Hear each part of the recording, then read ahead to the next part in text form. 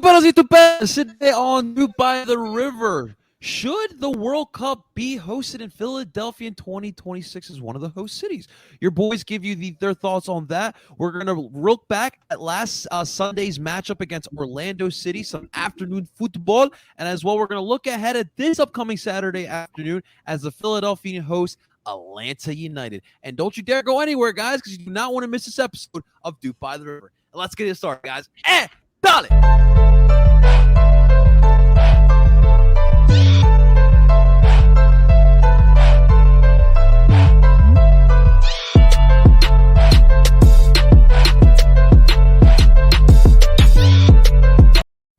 And that is right. Welcome, everyone, to Duke by the River, the show where we follow everything Philadelphia Union, brought to you by Philly Sports Network.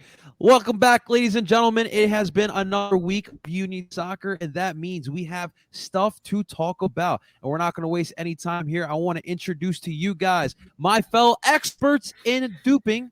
Ladies and gentlemen, first up, please welcome my man, Zach Lobasso. What's up, Zach? What's up, man? How's it going? Not much, man. I'm excited to talk some Union soccer because we got an important match here this upcoming weekend against a team that is getting under our nerves, man. So I'm hoping you're ready. always. You know who I know who is ready. That is our other expert in duping. Ladies and gentlemen, please welcome Justin, Mr. Worldwide Body Double Freiberg. Justin, what's up, man? How you doing? I'm just excited to talk about a pretty good result and talk about my the team that, God, it's just so easy to get under their fans' skin.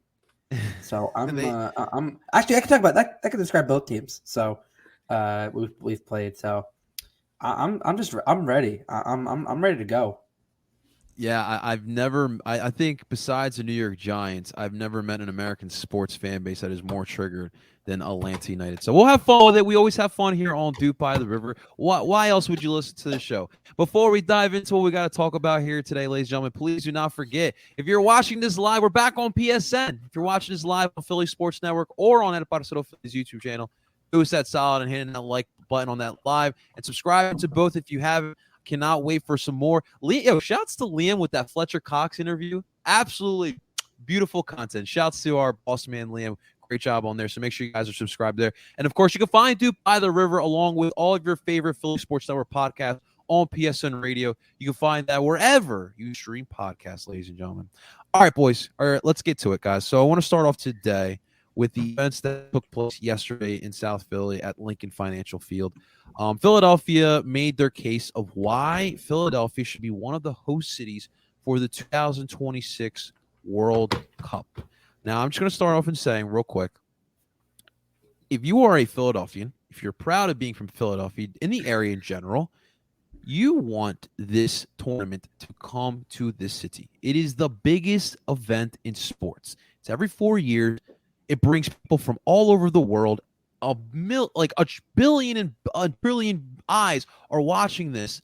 So why would you not want your city to be under the light of the entire planet? So to me, we need to get this. It's definitely going to be tough. There are 14 cities, 10 slots. You can make a case for all 14 of these cities to be a host city of the World Cup. But when you're talking about the Northeast, Lincoln Financial Field, although I think it's a generic football field, it is still a fantastic outing for a sporting event, and just the diversity in the city, it being such a passionate city, sports clearly thrives here. It needs to happen here. So I'll start off with my man Justin. Justin, your thoughts on our application, I guess you could say, for being one of the host cities of the 2026 World Cup, man. I think there really should be no question why Philadelphia is on. It should be high on the list for East Coast cities. Number one, the ease of access to some of the other potential cities. We're 2 hours from North Jersey, about another two and a half hours to DC.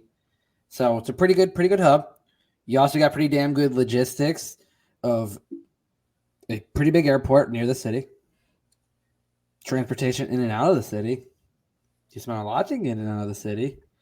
And oh, by the way, I think they've hosted some pretty big events in the city, and it's gone pretty well. And also, it just so happens to be the 250th anniversary of the country's founding in 2026.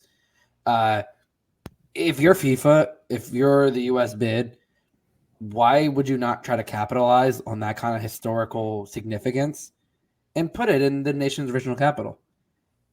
Like, even looking past the Philly, the Philly guy is going to say it should be in Philly. But on the East Coast, like, it just makes the most sense because people say, oh, what about Boston? Well, first off, Foxborough is 45 minutes from the city. And I'll tell you, it's in the middle of nowhere. There's not a whole lot going out there. It's a pain in the butt to get out there. And is Robert Kraft really going to put new grass on the field? I'm thinking not. And there's no way Fenway gets turned into a soccer pitch. Oh yeah, Shouts no. out Hell no. I think even FIFA would go. Are you freaking kidding me? Like, what is this? What is this malarkey? What is this bullshit? But listen, Philly on the East Coast just makes too much sense to pass up. And even as corrupt and inept as FIFA has been and continues to be, at least mostly inept, I really think you'd have a hard time, finding very good reasons why you would pick DC over Philly or Atlanta over Philly or Orlando or Miami or even Florida over. Like, I get trying to maximize certain areas, but when it comes to the Atlantic Atlantic area in the Northeast, I mean, Philly is one of the the best thing cities for a lot of reasons that FIFA seems to look for, and infrastructure and logistics are pretty high on their list. And last time I checked, there's easy trains getting in and out of the city. There's buses around the city. It's easy to drive in and out of the city. Because the stadium's also right off the bridge. So It's not like it's going to be a very hard thing to get in and out. Overall, I just think FIFA would be insanely dumb to overlook Philadelphia as a potential city for hosting at least some group stage games.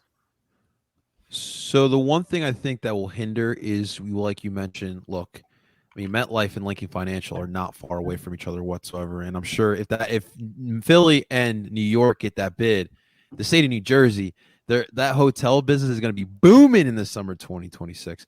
But to your point with Boston, Foxborough is not conducive to hosting the World Cup, especially when Boston's that far away from Foxborough. And DC, I mean, I think we saw what happened week 1 against the football team and the Chargers, the LA Chargers. Dude, that stadium is falling apart. It's leaking poop. It's leaking poop. It's not. Literally. Unless they fix it till then. They got a couple years. They do have a couple years, but I mean, Schneider. I mean, we can make a whole podcast episode about my displeasure of Daniel Schneider, but we'll see if they actually do fix that up. But Zach, your thoughts on potential World Cup bid here? I mean, obviously, I want the World Cup to be in Philly because logistically, it means I can go to a lot more games than if it's anywhere else. Zach's got the piggy bank already started. Dude, absolutely. But like Justin was saying, like it does make a lot of sense, even though, because that was the point I was going to bring up, was like one reason I could definitely see them not giving it to Philly is because of the proximity between Philly and New York and how close it actually is. But like, I can't imagine, like, I don't see Baltimore getting it. I don't, and like you guys said, unless they fix FedEx, I don't see Washington getting it. Now it said there's 16 total cities. So is Mexico and Canada each getting one? Is that how that's working? I think because of the way that a bunch of cities have started to back out. In Canada, I believe Vancouver backed out. Really? It's going to be Toronto. Is it like? Yeah. It's going to be Toronto. BMO Field, I know it's not the max capacity that they were taught that they want, but it's such a good soccer specific stadium. So what would Montreal use? Oh, is Montreal in it still? No, not that I'm aware of. I mean, well, I know they're on this list that I have. I don't know how old this list is, but I know Chicago backed out, and Chicago had been. I think because I know FIFA is mandating that. I think they pay most of the There's some costs that you got to pay, through the city. yeah. And Chicago's not a city right now that can genuinely afford to be kind of wasteful with money. But yeah, there's certain cities that are starting to back out. But it's I can't imagine Cincy gets one. I can't oh no, and even Denver, are they really going to have games in Denver? I can't imagine, as cool of a place as Denver is, do you want to hinder the team's performance because of the altitude? They'll probably have it at the Azteca, though. Mexico City is going to be one. That's that's true. But, I feel like that's more because they don't have any other options as opposed to they have a choice of this city.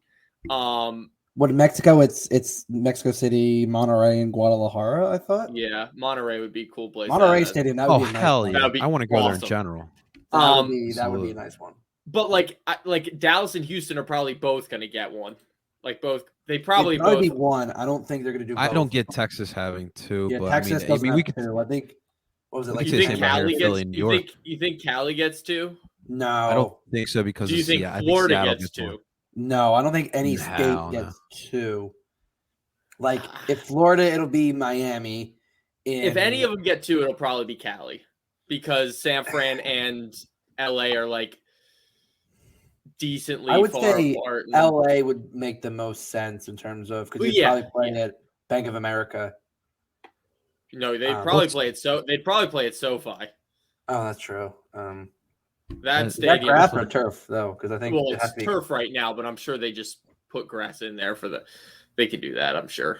But yeah, I mean, in general, Philly, it's just and it is like a hub. For people who are here for the month of the World Cup, you can go visit New York. You can go visit DC if you want. It's in the middle of a bunch of tourist attract the beach if you want to go to the beach for a day. For people who are traveling here for the tournament from other countries or other parts of the country, it is a hub where you are able to travel to all these different places while still staying centric to where you want to go see games. And I think that it should be here. Maybe England won't want it to be here though, because it's the 250th anniversary of the independence. Justin, they might not be too happy about that. So that might be a reason why they're like, yeah, we can't do this. They might get stuck in a group again. Dude, imagine. Maybe it's more reason for them to want it to come home. Yeah, like a revenge tour. Oh my god! But if the U.S. now have to be in a group with England for that tournament, that has to be a thing. That would be hilarious. Kyle's bringing some great comments here. She wants to know, where's your USMNT jersey? Is the women's playing tonight? No, they played last night. Wow. So did they beat Paraguay again 7-0? Oh, I think it was 8-0 or something. Or again, I think it was. Dude, that's so horrible. She wants to see her USMNT kit there, man. So, it's in here somewhere. I don't know. Sorry, it was 2 nights ago. It was 8-0.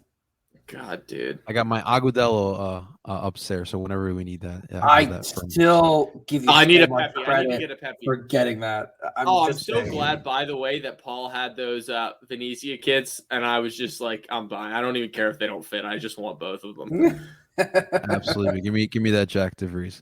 But all right, guys, let's move forward because we did have a match this past Sunday after the Eagles game, which made it interesting for getting there on time. But little recap, guys. Look, the Union looked good. Honestly, through 90 minutes, I thought they looked good. They pretty much had the lead for most of it, except for that 55th minute where Ruan got that goal, kind of beat the Kai Wagner. But I won't give Kai Wagner too much slack because on the first goal, he pretty much made that whole play and created that whole play there and got that goal. And then a couple minutes after the Ruan goal, Kasper Shabilko knocks one in from a Jamiro Montero poke assist. And then we got the PK in stoppage time from Kasper Shabilko he gets a brace in this game. We'll talk about the situation at hand during that PK. But the Union got back on the win. In that must play, they were winless in 3, I believe it was, and it was good to get back on the winning side. That's always good news. The attack looked a little bit better, but here's what I will say to you guys. Orlando, we talked about in the preview, we're missing some key players. They didn't have their strongest unit out there. They didn't even start Daryl DK. He didn't come out to like the 60-something minute or whatever that was. But I guess take it for what it is. If we're talking mentally wise, the momentum has been built there. But there were some things there that obviously you can't take this win for its full worth, I guess. But 3 points are 3 points, right? So I want to start off here today. I'll start with Zach.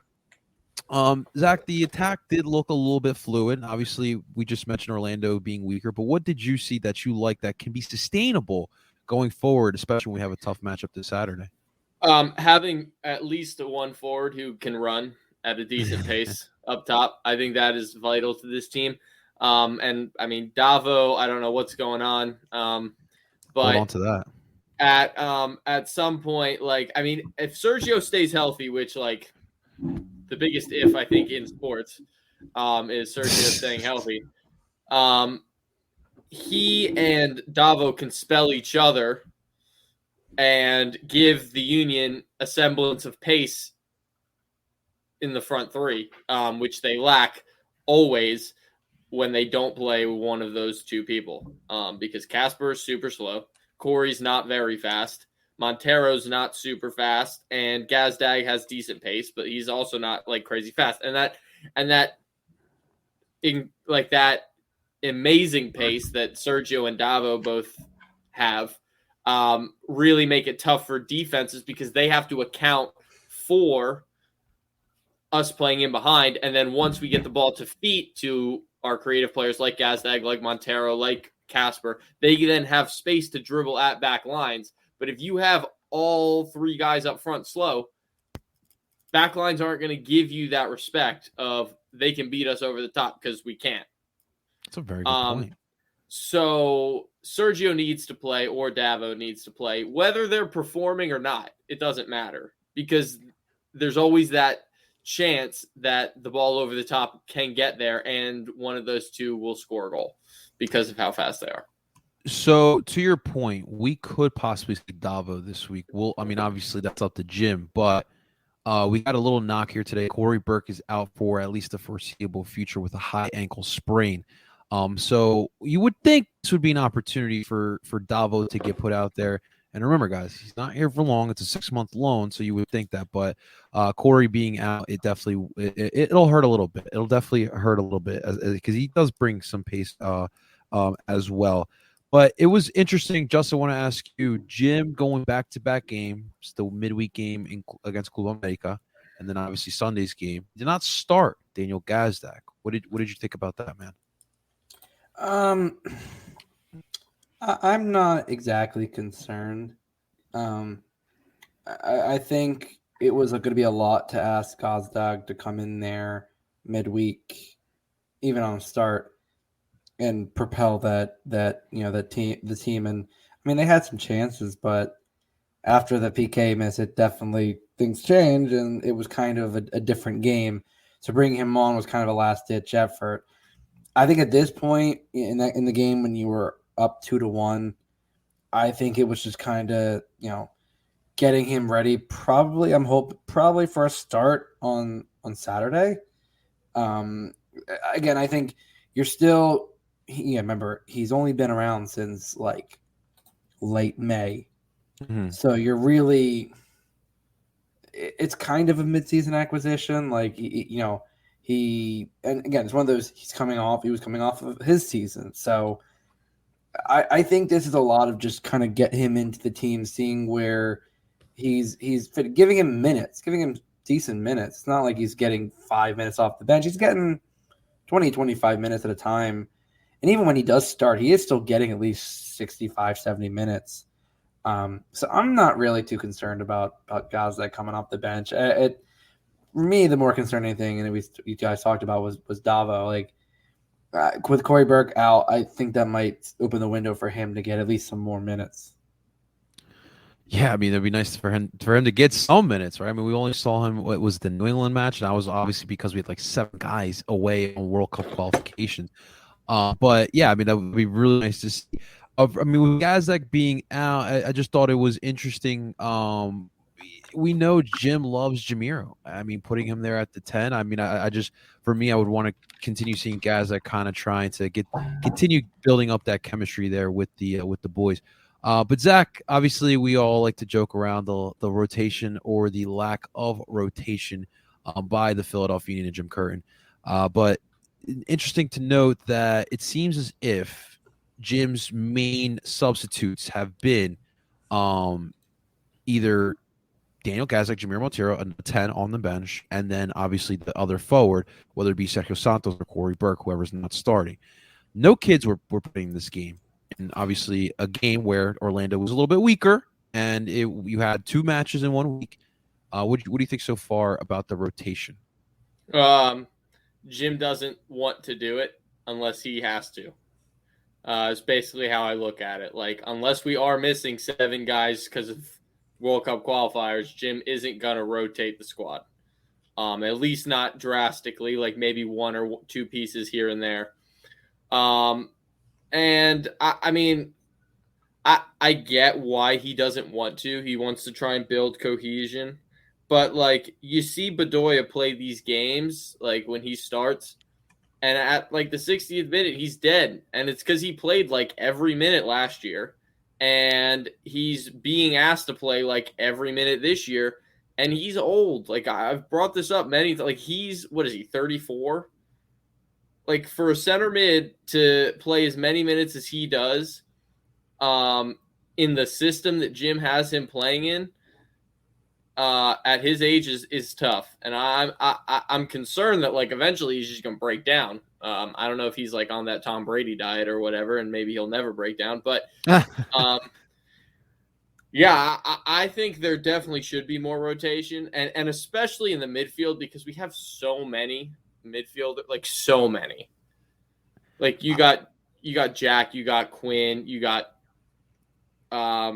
Flock and Bedoya and El Brujo, and like there's just enough positional pieces where you could rotate one out every game just to keep the legs fresh. And I think that's something that Jim should look at, but we all know he won't. Yeah, so for me, like my thing is, I do see good teams. This is like worldwide soccer, right? You see the good teams. Obviously, you have to go through different competitions. There's clear rotation. And we have right now, in my opinion, 3 home run players who, for right now, are part of the future. And McGlynn, Aronson, and Quinn Sullivan. And just for me, I just would like to see a little rotation with some of those guys in there. He didn't use his full substitutions this past Sunday. I mean, look, Quinn Sullivan to me has shown the most out of those 3 guys. I mean, he helps in the attack. So we sit here, all of us Union fans every week are questioning Jim's rotation. But for me, it's about these guys are part of the future. Why not get them acclimated now? Right? That's just where I'm at with the kids, man. Yeah. So the last bit of tidbit here from this game, obviously in the stoppage time, we had the PK instance. We had Sergio Santos drew the foul, right? And then what we saw was kind of what we saw on Wednesday. We talked about it before when Kasper Shibilko got fouled against Club America. Jamiro Montero kind of shoved him off and said, I'm taking it. And Jamiro did take it. And then we had similar on Sunday. Sergio Santos got the foul. Kasper Shibilko kind of said, I'm taking it. You didn't really know what was going on. At that moment, I was just like, all right, Sergio wants to take it. I don't really want Sergio to take it because I've seen him take PKs before. I don't really like that. Gazak was on the pitch. I would have rather seen Gazak take it, but it appears as if from what we saw, Sergio was pleading for El Brujo to take the PK. Obviously, we haven't seen El Brujo take PKs in a game with the Philadelphia Union, but it was just a weird instance where I'm just like, what is honestly, I was just asking, like, what is going on with the team psyche? Because I've seen twice in 1 week guys are bickering. I've seen it before with Kai Wagner bickering with guys. Obviously, we heard the whole rumor of Jamiro, lashing out in the dressing room. I trust Jim as a leader, but do we read more into it? And I'll allow Justin to take this one, man. No, I'm not reading into this one. It, when the clarification after the game came out that Sergio had wanted Brujo to take it, people were like, oh well, was it a big deal? And then it was also reported that Casper and Brujo were and Sergio were seen like buddy, walking into the locker room. So I really don't think it bothered them, and I don't think it's as big of a deal. And honestly, I don't blame Casper for wanting it. I mean, after he got denied the what should have been his to take, I think he's going, you know what? Yeah, I'd like to take this. And I don't know why Sergio would want Brujo to take it. I wouldn't be wanting Brujo to take that. He's not exactly. He might be above Jamiro, but not by much. And that'd be towards the bottom of the list. I think people are trying to make it a more of a deal than it was. I zero concern at this point. I also think the fact that Jim has them vote for who's going to take the PKs is kind of ridiculous. I don't like that at all. I did not know this. That's what I've heard is that Jim has the players decide who will be the PK taker for that specific game. And I think that is very dumb. I think you should just have the dude that's best at penalty kicks take the penalty kicks. And from what we've seen, that's Daniel Gazdag. He's 1 for 1. All right. He's on the pitch. Until further notice, he should be the PK taker. When I saw Casper step up, I was like, I get you're on a goal, dude. I get you wanted to take the one against Club America, but Gazdag's here on the pitch. He should be taking this. In all reality, he smashed the last one in. Now, to Casper's credit, he scored. I still would have given it to Gazdag though, because it's just that's such a weird concept to me that you don't have a designated penalty kick taker on a team. You think Man U is oh yeah, we'll just vote and give it to someone else every game because that'd be fun. No, they still probably vote for Bruno or Ronaldo. Well, they might have to vote now. I promise you, Bruno's not taking any more pens for Man U until Ronaldo misses. Ooh. I promise you. But yeah, I think that's kind of ridiculous if that is true. But yeah, so Gazdag should take the penalty kick. There's ways to show trust into your squad. I don't know if that's one. No, I don't think it should. Yeah, I never even heard of that, honestly. I mean, Joe Girardi might as well just ask the guys who should start tonight. I guess. Well, they might know better than him. From what I'm not a baseball fan, but from what I see on the internet, players might know better than Joe. At least who should come out the bullpen. Right? Yeah, that works too. We'll decide who's going to come out in this inning with a little. We'll do a little rock paper scissors. We'll do rock paper scissors. Guys, so look, 3 points is 3 points. I don't care what it is, and we got ourselves in contention again for a playoff spot. East is tough this year. It's between 4 through 9 or 4 through 10. I want to say you got a lot of teams in contention. So you take these points, you get this momentum built. You take what you can, and then we'll see what happens. But this upcoming Saturday, guys, we have a tough one. I'm not going to sugarcoat this for you. We got Atlanta United. Obviously, we know what it has been between the Union and Atlanta United over the past year. There's some bad blood between both sides. There's no secret to it. But guys, so today to preview the match, of course, we like to get you guys the expertise from the other side. So without further ado, we're bringing on today my man Alec, a.k.a. Suspected KGB from TikTok. My man Alec, what's going on, Alec? How you doing, man? I'm doing good. How about you guys? We're blessed here, man. We're trying to figure out what the heck's going on with our soccer club. And we're a little, at least for myself, a little worried facing off against you guys. But We're good. Alec, before we get into this match, I wanted to say it is pretty dope seeing the LA Galaxy using one of your TikToks as a sound. I thought that was absolutely spectacular, man. Really? This is news to me. I've not heard of that yet. You did not know that? Yeah. See, the thing is, guys, look, we all have our displeasure with the LA Galaxy, the original DP squad, I guess. But they do show a lot of love to MLSers on TikTok, and I do want to commend them. And they've shown Alec a lot of love as well. They actually used your "Who are you, bro?" The LA Galaxy are relevant sound. Okay. Yeah. And they used Chicharito in there as well, so that was pretty cool. So I wanted to commend you, man, because that was pretty cool by the LA Galaxy. Yeah, thank you. I'll definitely go look for that then. Wow. Absolutely, man. So Alec, look, we had blast last time. If you guys don't know, Alec talks literally all things soccer from Norway to England. We were just talking about your Man United to his Atlanta United here in the United States. So we're excited to have him back on here. But Alec, wanted to start off here today. It's no secret. Atlanta, since Tata Martino has went to Mexico, right? You guys haven't had a lot of consistency from the manager, right? You had the DeBoer experiment. You had the Heinzek. Obviously he had his bickerings with Jim Curtin earlier on in the year. Yeah. And now you got Gonzalo Pineda, who is a guy who's experienced the game, experienced in MLS. Seems like he's know what he's doing, but it's clicking. So I wanted to start off, what is the difference? What do you love about Pineda, and what's been making it work so far? Yeah, so I don't think you can tell the story of Gonzalo Pineda without actually starting with Rob Valentino, who came in as the interim coach immediately after Heinze was fired. And Valentino's perspective was, look, I know I was an assistant on the old team. I was barely an MLS player. I don't even think he made a professional appearance in the MLS. So he goes, you know what? You guys are more talented than me.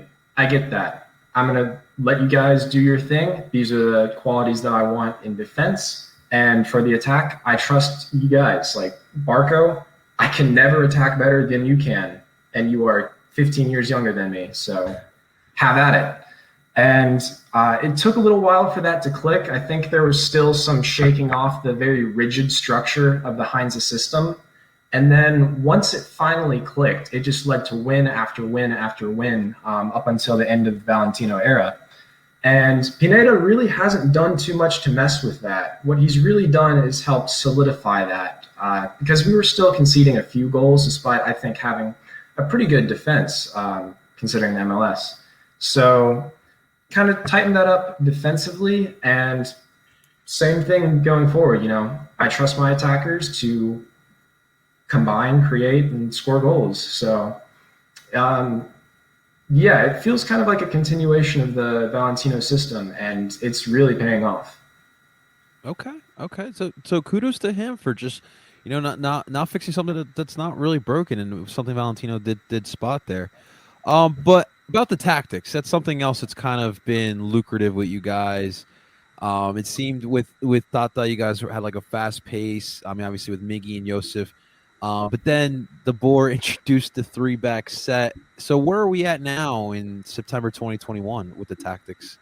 Yeah, so I do want to go back a second because Atlanta United 2018 MLS Cup run, check the champ's hat right here. Oh, he's flexing on us now, guys. Yeah, that was with the back three. So, Yeah, Martino was a big fan of the back three, and I think we got most of our best performances with him through that back three. And part of the player-manager struggles during the DeBoer era was actually players wanting to go back to that 3-5-2 kind of system. So we've actually gone back to that, and I think that's been quite helpful for us because I believe we have a lot of good center backs, and with Miles Robinson, arguably the best American center back out there at the moment, criminally underrated on FIFA. His 70 is terrible. Like if John Brooks, never mind. He should be more this. Another debate. Yeah. But Miles Robinson, Alan Franco, who's unfortunately suspended for this match, but Anton Walks, who is also grown into quite a solid player. And our homegrown George Campbell, who's kind of like a mini Miles coming on up. So it makes sense to have a system where they're all good passers, they're all strong, and it gives our wingbacks an opportunity to go forward and attack more. Because personally, I like George Bello. I think he's better at attacking than he is at defending. And Brooks Lennon, great at putting crosses into the box. He's always been quality at that. So any opportunity to get him further up the field is a good thing for us. I guess I should say, when do you expect Miles Robinson to make the move to Europe? Honestly, I feel like he should have been gone by now. It seems like it, but there haven't been any rumors circulating about him, and I don't know if it's because he's a bit older than the MLS player that most European clubs are looking at. He'd easily do a job for a European team, but if they're going to overlook him because of his age, we've got to deal with him for at least another couple of years, so we don't have any pressure to sell. It's very interesting. That's good news for Atlanta. That's definitely good news for Atlanta. For the rest of us, not so much. Not so much, especially us with the club that's definitely struggling with the attack as well. But let me ask you. So Josef Martinez is another part of this that seems to have been re-energized. You know, there was talks that he possibly could leave. You know, during when Heinz was still there. You even had Union fans clamoring, "Oh, go get Josef Martinez!" I would have paid myself to bring him over. I would have shelled out some money for that man. But Alec, he's revived himself kind of.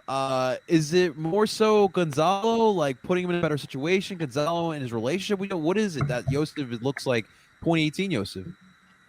Yeah. The whole Heinz and Joseph situation was interesting because there is a definite case to be made that how Heinz treated Joseph is what got him fired like the next day after the match, because you had fans chanting Joseph's name in the 7th minute, and at the end of the game, we lost that game. Heinz decided not even to play him, not even bring him in with the squad because of some team rule that he had violated. Cynics would have said that was like a power play to get Heinz out because he didn't like the tactics. There's arguably a case to be made also that Heinz was doing some pretty bad stuff to the team, really. I don't know if you would have seen these reports, but in the preseason, he basically told the team, "You guys don't get water at all." I did see wait, so oh my god, you guys got a Peter Novak. Oh my god. Yeah. That's throwing it way back. that was in fact the MLSPA filed a grievance and found that he's literally this is not MLS 2.0 anymore.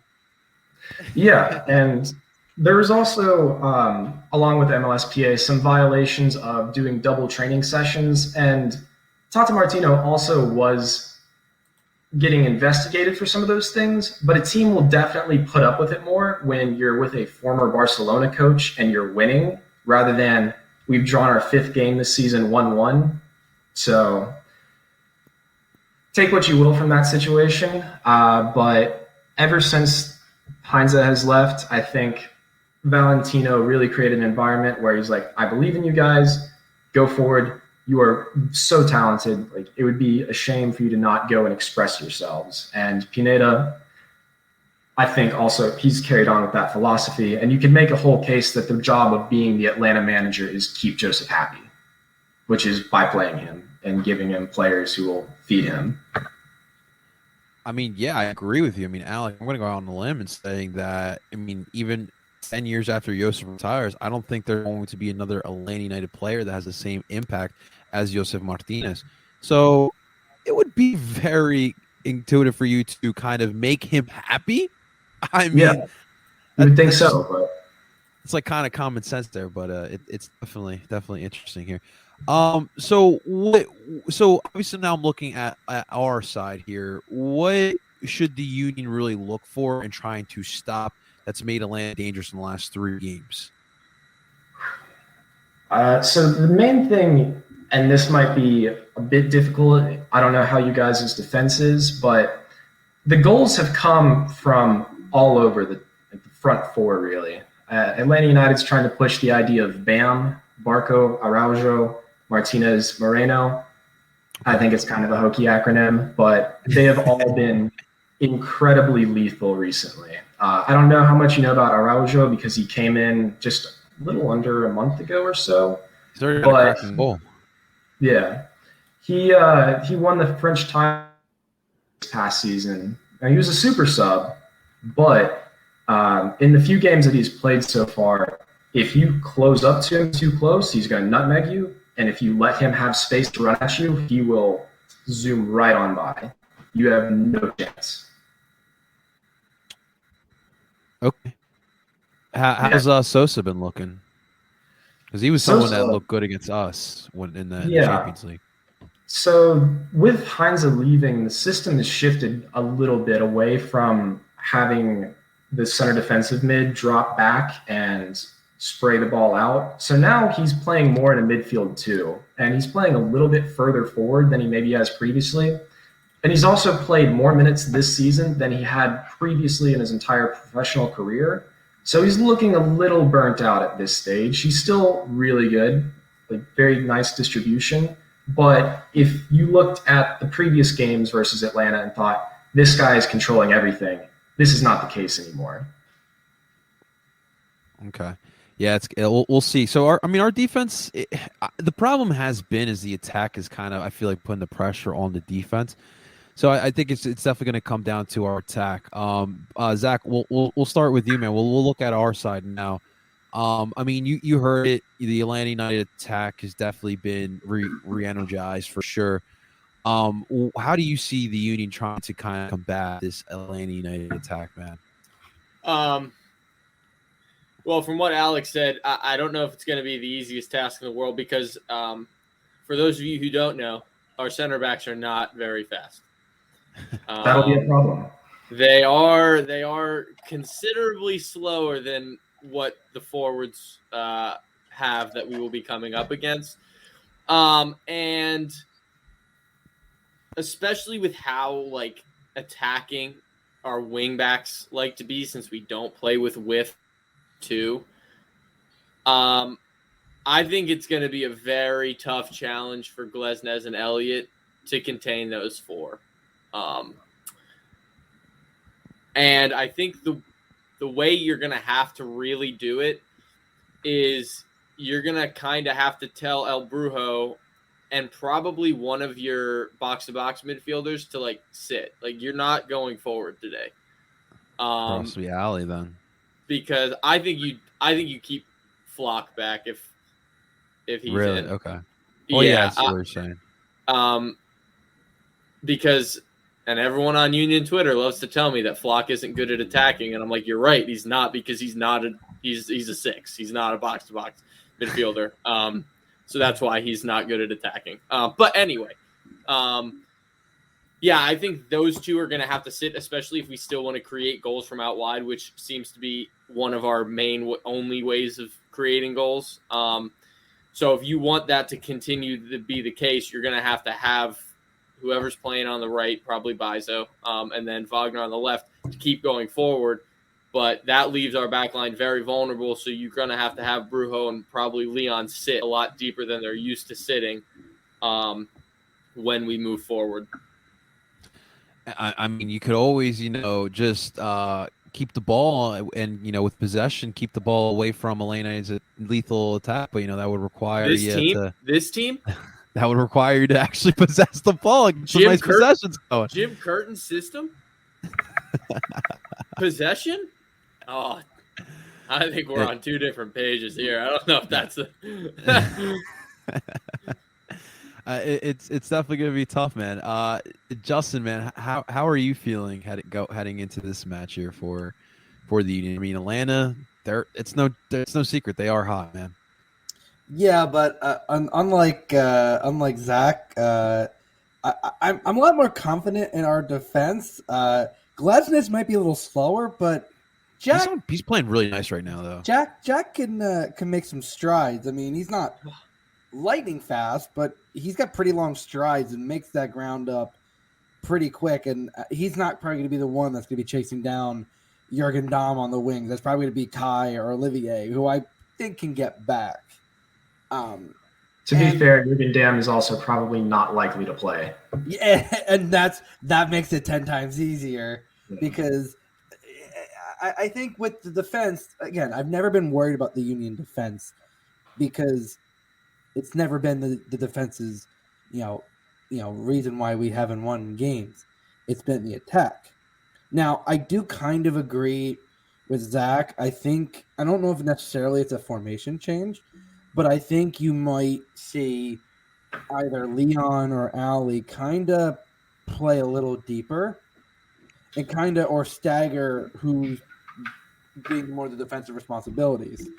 Or if you want to go really bold, you go you go mostly youth, and you have a midfield of Brujo, Leon, maybe like Quinn Sullivan, Man, Give me Quinn. and Gazdag up top, or do you sacrifice one of your strikers, leave Casper up top, and have more have essentially remnants of a 4-5-1 or a 4-3-3, depending on how you want to kind of line that up.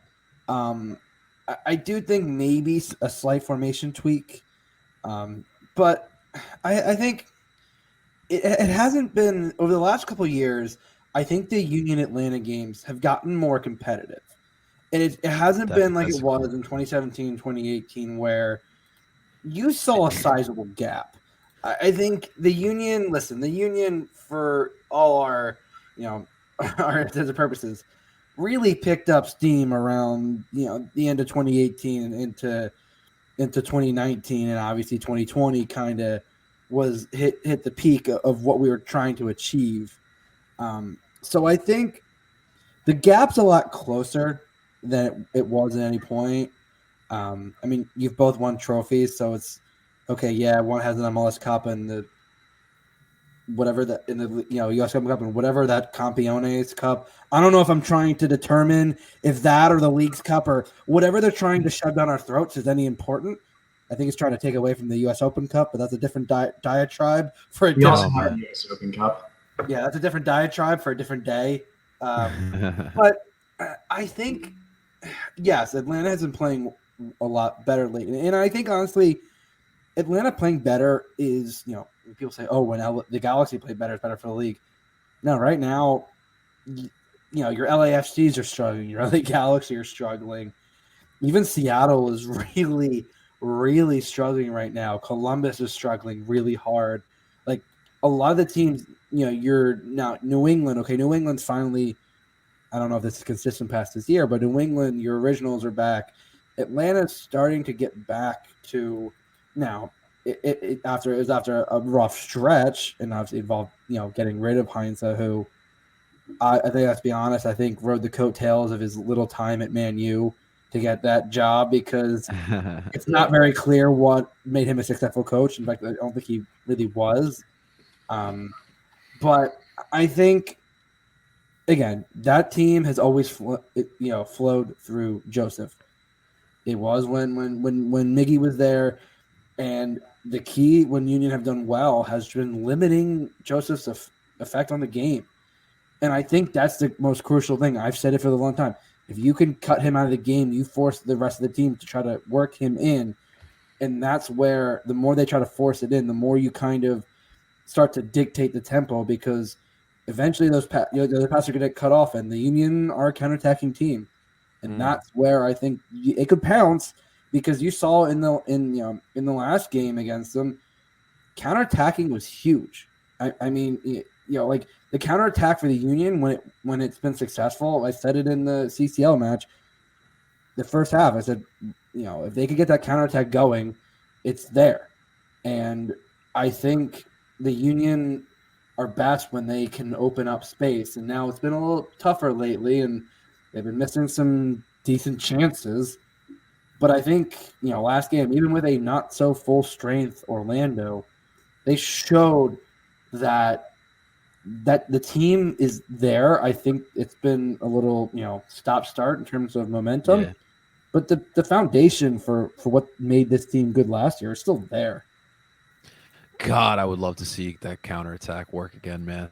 I mean, honestly, I haven't seen it in a while, and that was kind of the bread and butter earlier on this year. Even last year, teams did kind of figure out a little bit, but that'd be really nice. I'm worried. Just I'm worried about the defense only because it's the attack. The attack hasn't shown us that they can sustain possession or that they can score goals at will.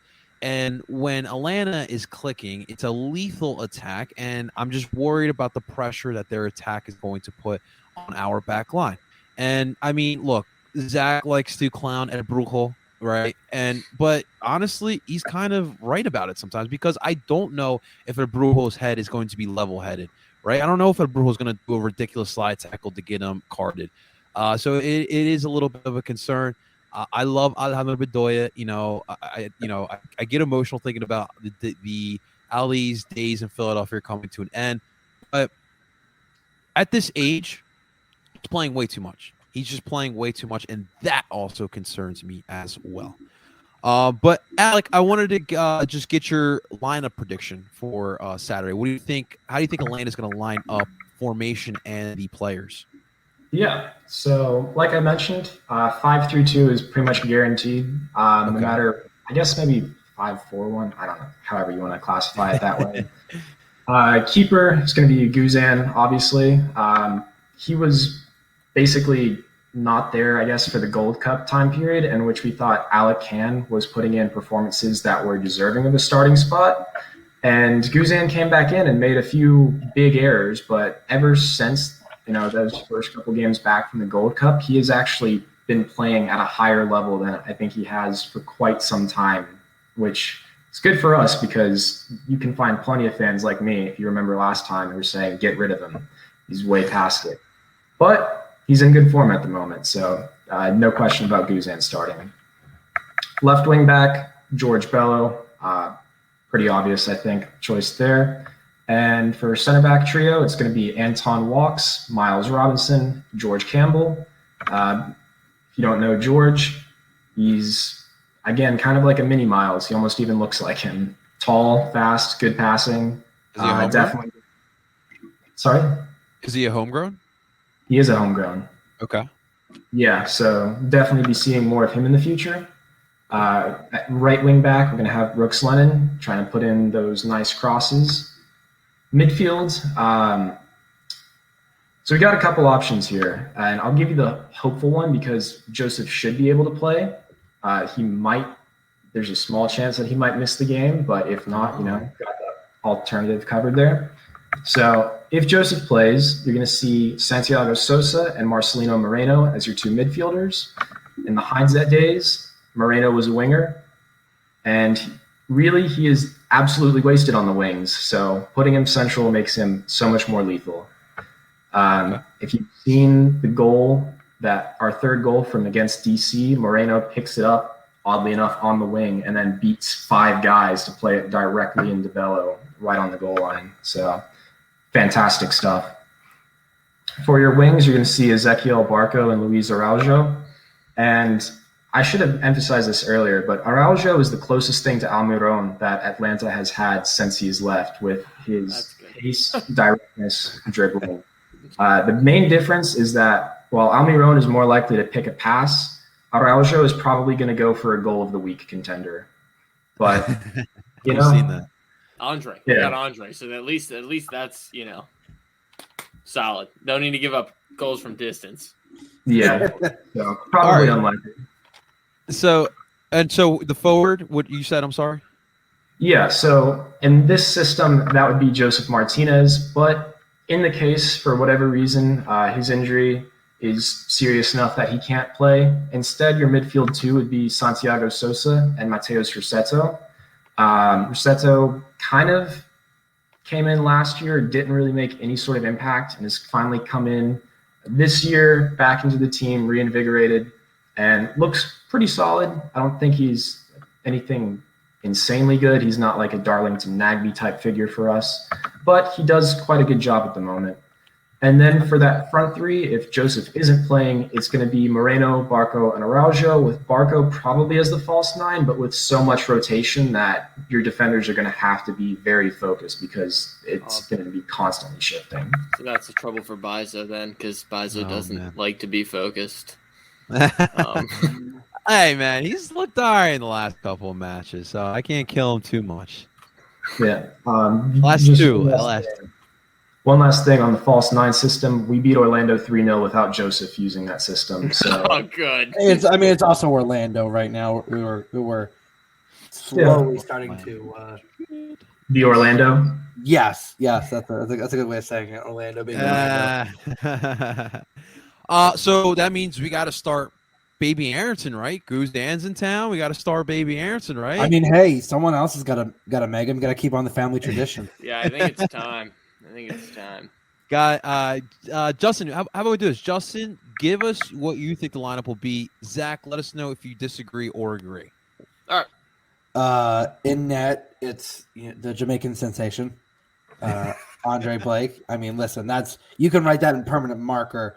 Unless he's injured, it's permanent marker. There ain't no way Dre ain't starting. I mean, the man is a two-time goalie of the year and captain of his national team, and just an all-around nice guy. Let's be honest. Dre's a good guy. Your back line, I really don't think it's gonna change. Yeah, me either.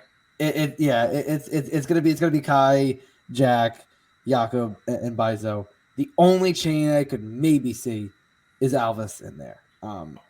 That's the only change I could ever see. I think Kai at this point. I think Jim wants to change the left back because, I mean, where on earth is Matt Real? Like, literally, where in the world is Matt Real? Because I don't think I've heard a or hair of him. What the heck happened, man? Like, I think this season just I don't know if it's a whole Derek Jones or Austin Trusty situation, man, but it just seems like the opinion soured on him, at least through the coaching staff, very fast. Don't know what, but hey, midfield. I mean, Brujo's going to start. I think Brujo had a pretty good game against Orlando. There's no question there. I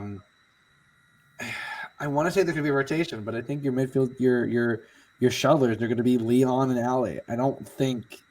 Unfortunately, I don't think there's any change there. My hopeful lineup is that Gazdag is at the 10.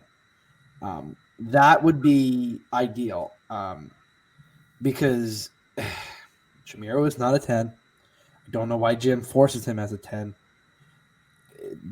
Gazdag's got the better passing range.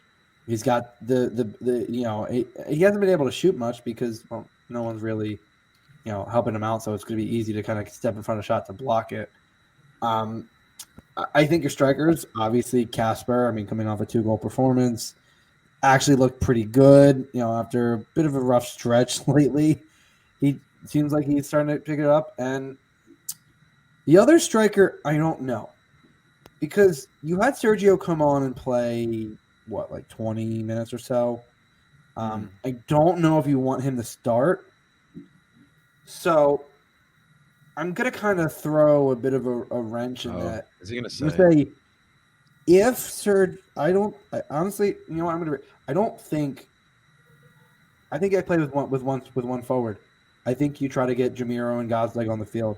Oh, double tens again. The double tens. Oh, God. Didn't really work that time, but hey, second time's your charm, right? Oh, God. Don't give me the double tens. I just think, and Zach, it does kill me to say that lineup, but I think the justification for it is Sergio. I don't think he's going to play more than a half hour, so I don't think he starts. I don't know what on earth is going on with Davo. I mean, one day he's there, one day he's, just not non-existent, so no one knows what's going on. At this point, Casper really is your truly healthy striker. So I think at that point you have to go with the double tens unless you put in one of the kids. Listen, technically, Give me Quinn. You got Quinn, you got Paxton who can play there. I mean, Fontana's done there. We haven't seen Fontana since the New England game Dude, as well. I mean, months. the question marks. It's just the question marks in general. I mean, Jesus Bueno as well hasn't gotten any minutes, so it's interesting. Zach, do you agree or disagree with any of that? I really hope we don't play the double tens. I really hope we don't. But I get what Justin's saying. Also, let us not annoy. I tweeted this out. The cycle has once again continued. Casper has scored 2 goals after about like a month and a half without scoring. And now everyone's like, just as everyone was about to give up on him, they're like, oh, maybe he could do it. And you know what? Another month and a half is going to go by. And he's not going to score. And then he'll score 2 again. And again, we'll be like, oh, maybe he can do it. I will not. I'm not on the train. He is not good. When have you been on the train, Zach? Let's be honest. When have you been on the train? Yeah, but people, I just need to make it clear that I am not in that group of people who is cool with Casper scoring 2 goals every 2 months. That's not. I'm not The only train Zach's on is Play the Kids. That's all he's on. Yeah, for the right, Zach. I don't think anyone is mistaken you for a Casper groupie. I hope not. I'm not doing my job if they do. But yeah, I think I think Quinn should start up top if Casper. Well, I would love that. I think Davo should start up top if Sergio can't go. Just because of the pace.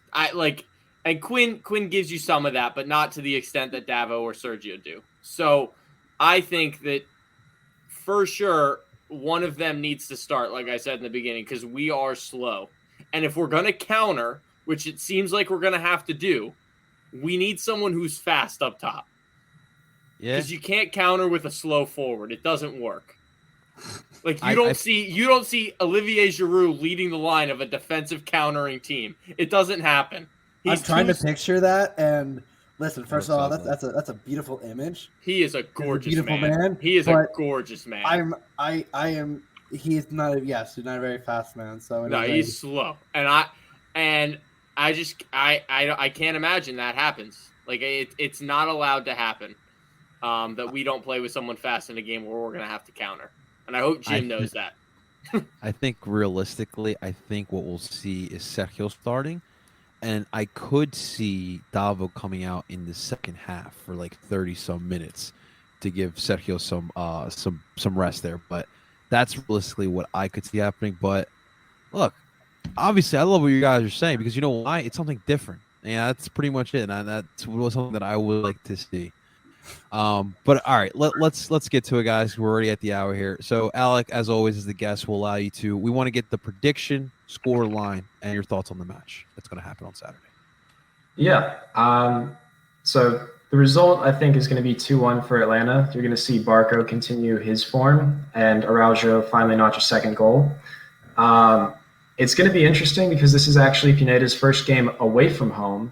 So normally we play with about a mid-high block kind of, not ultra high press, but enough that we're going to contain you in your own half if we can help it.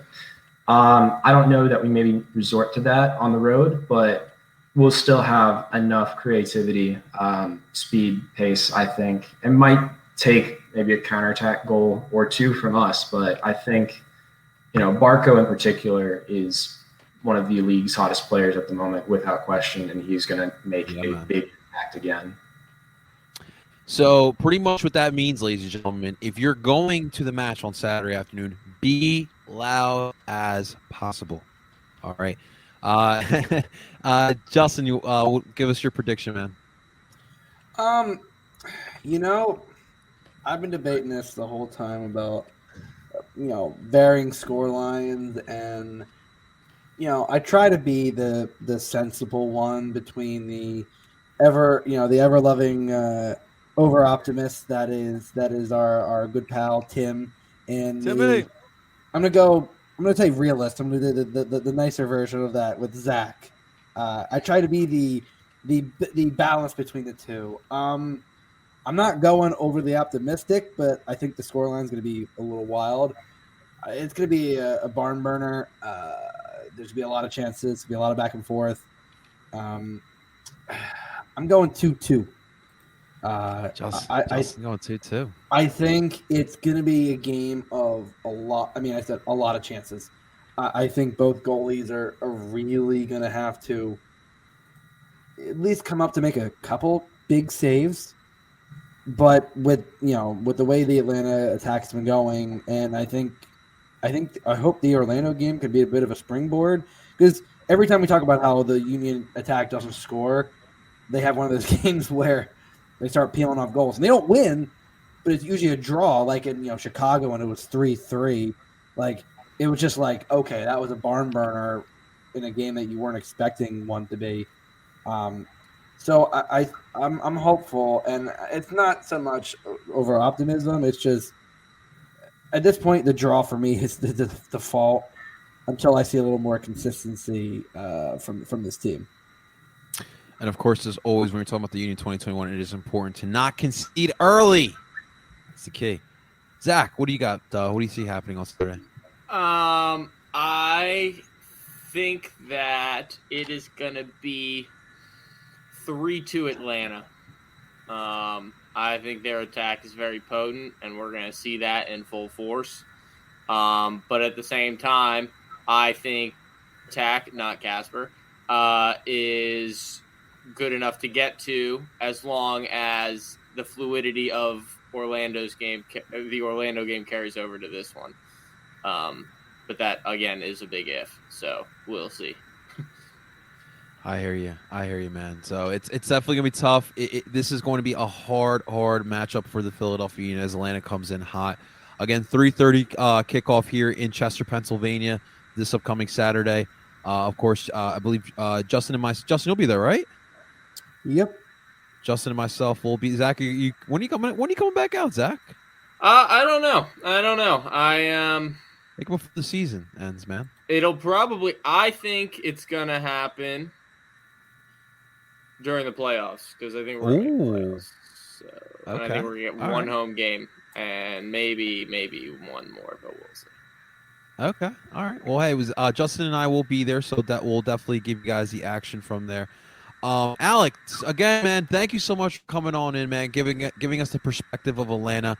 Where can people find you, my man? Yeah. So obviously TikTok at suspected KGB. Hey. Fortunately or unfortunately, just like the Soviet secret police. Yeah, and Twitter at Lanchester. At Lanchester, I like that, man. I like that. Awesome stuff. Yeah, guys, make sure you give Alec a good follow because he is a good follow. He's always got some good soccer stories for you, and we appreciate for Alec for hopping on in for this one.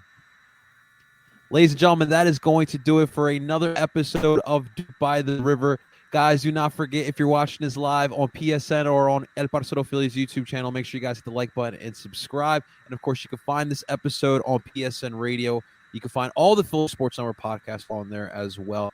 That you can stream wherever you stream podcasts. Ladies and gentlemen, that is Alec Zimmerman. That is Zach Labasso. That is Justin, Mr. Worldwide Body Double Freiberg. Of course, I go by the name of El Parcero Philly, and we're telling you guys to do ball. We'll talk to you guys next week.